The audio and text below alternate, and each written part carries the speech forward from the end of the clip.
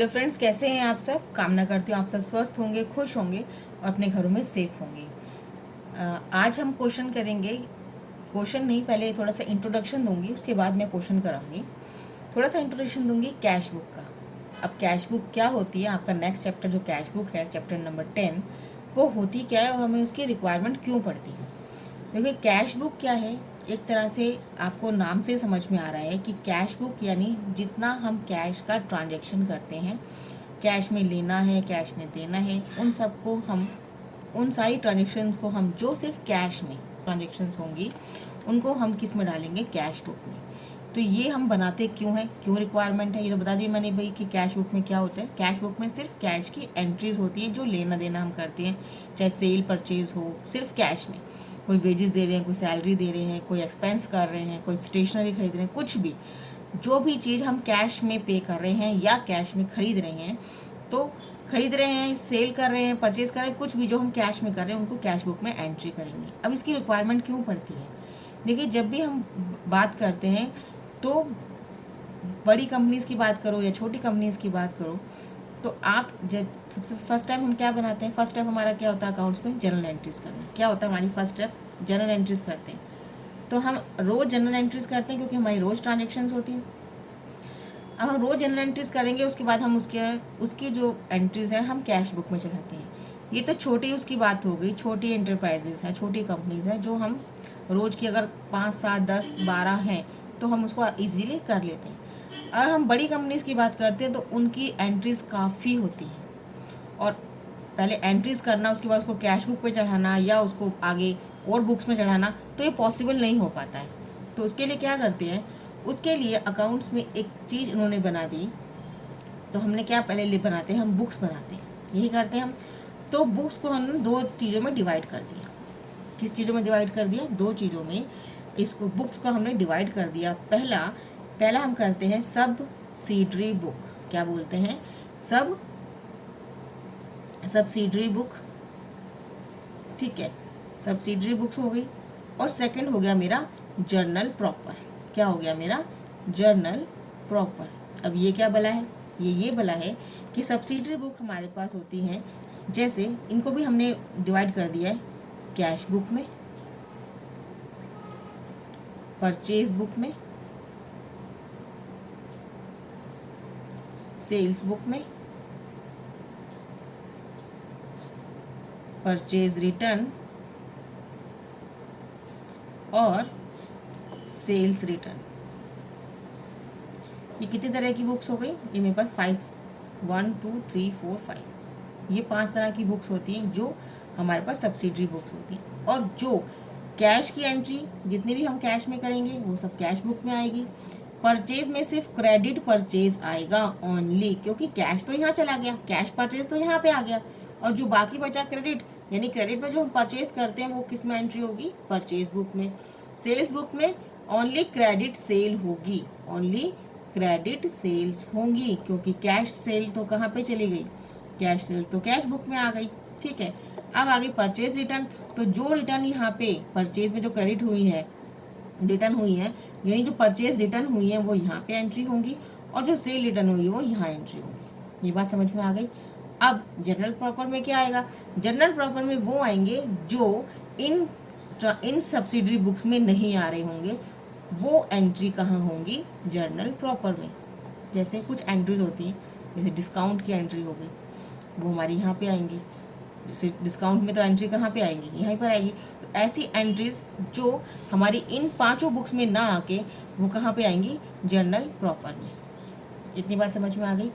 तो हमने accounts books को हमने 2 डिवाइड कर दिया है, सब्सिडरी बुक और प्रॉपर जर्नल में। अच्छा, जो कैश बुक, ये हमारा पार्ट है अभी हम जो पढ़ेंगे, और कैश बुक को ही लेके चलते हैं अभी।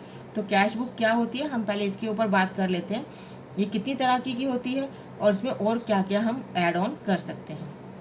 तो कैश बुक के लिए हम बात करेंगे, तो हम कैश बुक को लेके चलते हैं। तो कैश बुक सबसे पहले कितनी तरीके की होती है, देखो इसमें सिंगल कॉलम होता है, एक तो सिंगल कॉलम कैश बुक होती है, इसमें डबल कॉलम कैश बुक होती है, और इसमें ट्रिपल कॉलम कैश बुक होती है। राइट। सिंगल कॉलम में ओनली कैश होता है, कैश की होगी ओनली, कैश ओनली, जो भी एंट्री होगी सिर्फ कैश की होगी। डबल कॉलम में कैश की एंट्री भी होगी और एंड बैंक भी होगा, और हिंदी में और इंग्लिश में एंड, यानी कैश एंड बैंक दोनों की एंट्रीज होंगी डबल कॉलम में। ट्रिपल कॉलम में कैश भी होता है, बैंक भी होता है और डिस्काउंट की एंट्री भी होती है ट्रिपल में। ठीक है, ये बात समझ में आ गई आपके। तो सिंगल कॉलम, डबल कॉलम और ट्रिपल कॉलम, तो हमारे सिलेबस में क्या है, सिंगल और डबल कॉलम है, ट्रिपल कॉलम अभी नहीं है। राइट। अब एक चीज़ और आती है कि कैश जो है मेरा वो क्या चीज़ है, यानी या कैश मेरा कौन सा अकाउंट है, पर्सनल अकाउंट है, रियल अकाउंट है या नॉमिनल अकाउंट है। तो हमारे पास कैश क्या होती है, हमारी असेट होती है, ये सबको पता है। तो कैश जब असेट है तो असेट मेरा क्या होता है, रियल अकाउंट। असेट क्या होता है मेरा, रियल अकाउंट होता है। ठीक है, और रियल अकाउंट का मेरा फार्मूला क्या होता है, रियल अकाउंट का रूल क्या होता है,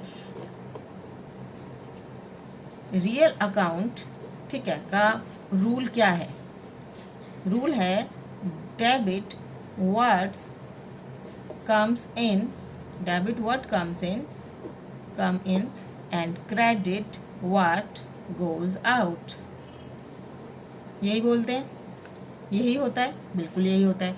अब जब मैं टी शेप का एक लेजर बनाती हूँ, टी शेप का मैं लेजर बनाती हूँ, सिंगल कॉलम कैश बुक की बात करती हूँ, तो यहाँ पे हम पहले एक सिर्फ एक लेजर फैलो लिखते थे, अब हम एक और बनाएंगे।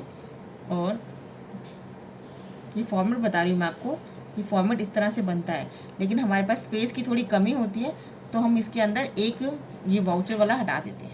ठीक है, तो हम यहाँ पे डेट लिखते हैं, यहाँ पर्टिकुलर्स लिखेंगे, ठीक है, यहाँ वाउचर नंबर है, ठीक है, और यहाँ पे हम लेजर वैल्यू अमाउंट, फिर वापस डेट, क्योंकि टी शेप है ना, यहाँ पे अगर हम कैश का लिखते हैं, फिर पर्टिकुलर्स, फिर वाउचर नंबर, फिर लेजर वैल्यू और यहाँ पे फिर अमाउंट। दिस इज़ द, ये मेरा फॉर्मेट है कैश का, कैश बुक सिंगल कॉलम का। ठीक है, सिंगल कॉलम का है क्योंकि एक ही बार अमाउंट आ रहा है, और हमारे पास अगर जब दो बनते हैं तो यहाँ पे फिर अलग अलग आता है।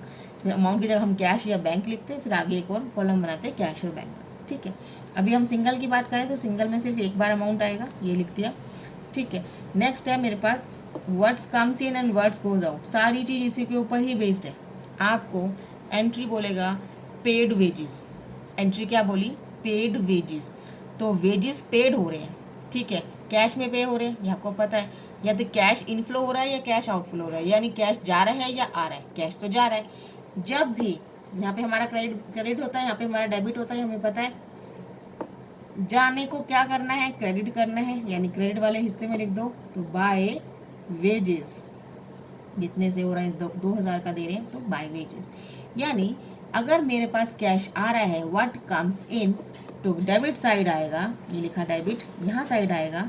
और अगर मेरा कैश आउटफ्लो हो रहा है, यानी जा रहा है, मैं कुछ पेमेंट कर रही हूँ, तो मेरा क्या होगा, क्रेडिट साइड या दिस साइड। तो मेरा यहाँ पे क्या आ जाएगा, जिसके बिहाफ में मेरे को या तो पैसा आ रहा है, या तो कैपिटल से आ रहा है या सेल से आ रहा है, तो जो कैश आ रहा है, जिसके बिहाफ से आ रहा है, जिसके लिए आ रहा है, यानी टू कैपिटल टू सेल्स, तो ये सारा मेरा क्या आ जाएगा, डेबिट में।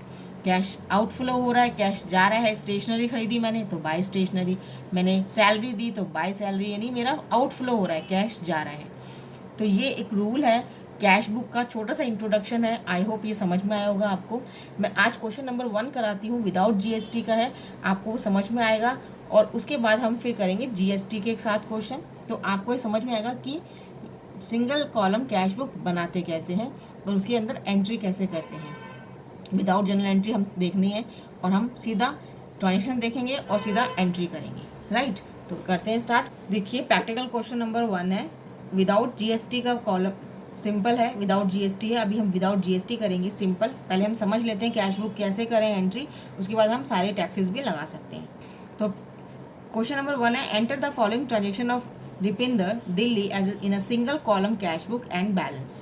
ये हमें कैश बुक का दे रखा है Ripinder started business with capital, यानी कैश किससे आ रहा है, कैपिटल, तो हम एंट्री क्या करेंगे, देखो कैपिटल आ रहा है किस में, बिजनेस में आ रहा है, यानी कम्स इन हो रहा है, तो डेबिट करेंगे, तो हमारे पास क्या देगा, to capital, purchase furniture for cash, हमारे पास फर्नीचर से पैसा जा रहा है, यानी हमने फर्नीचर खरीद लिया है तो फर्नीचर से जा रहा है, तो बाय फर्नीचर यानी जा रहा है, यानी हमारा क्या हो रहा है, जाना। Words comes in and words goes out, तो क्रेडिट वर्ड्स गोज आउट, तो गोज आउट हो रहा है तो हम क्या करेंगे, क्रेडिट कर देंगे।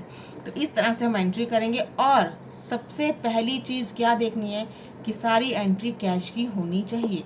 अगर कैश की एंट्री नहीं है तो वो एंट्री नहीं होगी। जैसे यहाँ लिखा 25 जनवरी को purchase goods from Raj on credit, सीधा क्रेडिट बोल दिया, यानी कैश में नहीं है, इसकी एंट्री हम नहीं करेंगे। Paid rent by cheque, cheque से एंट्री हुई है रेंट की, तो हम एंट्री नहीं करेंगे। क्यों? क्योंकि ये बैंक की एंट्री है। तो जितने हमारी सिर्फ कैश की एंट्रीज होंगी हम सीधा सिर्फ कैश की एंट्री से ही करेंगे, बाकी और एंट्री नहीं करेंगे। ठीक है, तो क्वेश्चन नंबर 1 स्टार्ट करते हैं। रेट है, पहला जो ट्रांजेक्शन है वो बोल रहा है Ripinder started business with capital, capital business में आ रही है। कब आ रही है? जनवरी 1 में। ठीक है, 2019 की एडिशन है तो 2019 का डेट भी डला हुआ है। कैपिटल आ रही है, कम्स इन हो रहा है। तो अगर आप ध्यान नहीं है तो हम रूल को यहाँ पे लिख देते हैं और वो उस चीज़ को याद देखते रहिएगा। मैं यहाँ पे लिख देती हूँ, debit what comes in and credit what goes out. ठीक है, ये हमें याद रखना है। हमें तो याद है लेकिन आप ये याद कीजिएगा और इस तरह से इसको क्वेश्चन को सॉर्ट आउट करेंगे। तो कैपिटल आ रही है, आ रहे को डेबिट कर दो तो हम करेंगे टू कैपिटल। ठीक है, कैश का नाम कैश में नहीं आएगा, वो तो सबको पता है, तो इसलिए उसके अपोजिट में आएगा। तो क्या आएगा? 2 लाख रुपीज़। ये बात समझ में आ गई। नेक्स्ट है पेड फर्नीचर, फर्नीचर आ रहा है लेकिन कैश क्या कर रहा है? कैश तो जा रहा है, क्योंकि हमें कैश ही देखना है कि वो कैश आ रहा है या जा रहा है। तो कैश जा रहा है तो what goes out, cash goes out किससे? फर्नीचर। तो हम क्या करेंगे? फर्नीचर यानी बाय फर्नीचर। कौन सी डेट है? अप्रैल 2। ठीक है, 2019 है। कितने का आ रहा है? हमारे पास फर्नीचर आ रहा है 50,000 का और कैश मेरे पास जा रहा है 50,000। इतनी बात समझ में आई। नेक्स्ट जनवरी, फिर बोल रहा है परचेज गुड्स फॉर कैश, मेरे पास गुड्स आए हैं कैश में, गुड्स आए हैं, कैश गया है।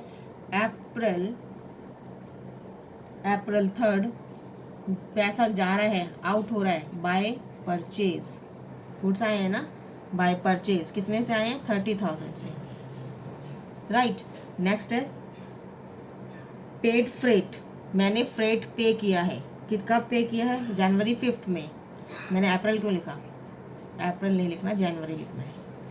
ठीक है, तो जनवरी 5 है, तो जनवरी 5 में क्या बोल रहा है? फ्रेट किया है मैंने पेड, तो बाय फ्रेट, क्योंकि मेरे पास कैश जा रहा है, 500 रुपीज़ से मेरे पास कैश जा रहा है। सोल्ड गुड्स फॉर कैश, पैसा आ रहा है, सेल किया है। वर्ड्स कम्स इन, पैसा आ रहा है, कब आ रहा है? जनवरी 7, तो जनवरी 7 टू सेल्स। ठीक है, कितने का आ रहा है? 28,000 का। ठीक है, कैश मेरे पास 28,000 का आ रहा है, किससे? सेल की वजह से। अब पेड टू रमेश, मैंने रमेश को पैसा पे किया है, कैश पे किया है। कब पे किया है? जनवरी 10 में, तो जनवरी 10 बाय रमेश, कितना रमेश को मैंने पे किया है? मैंने रमेश को पे किया है 20,000। ठीक है, इतनी बात आपकी समझ में आ रही है? बिल्कुल इजी है, इसलिए मैं समझा रही हूँ, थोड़ा सा जल्दी चल रहे हैं। गुड सोल्ड फॉर कैश, मैंने फिर गुड सोल्ड की है, किससे की है? कैश आ रहा है मेरे पास, टू सेल्स, कितना आ रहा है? 10,000। ठीक है, कब आ रहा है? जनवरी 15।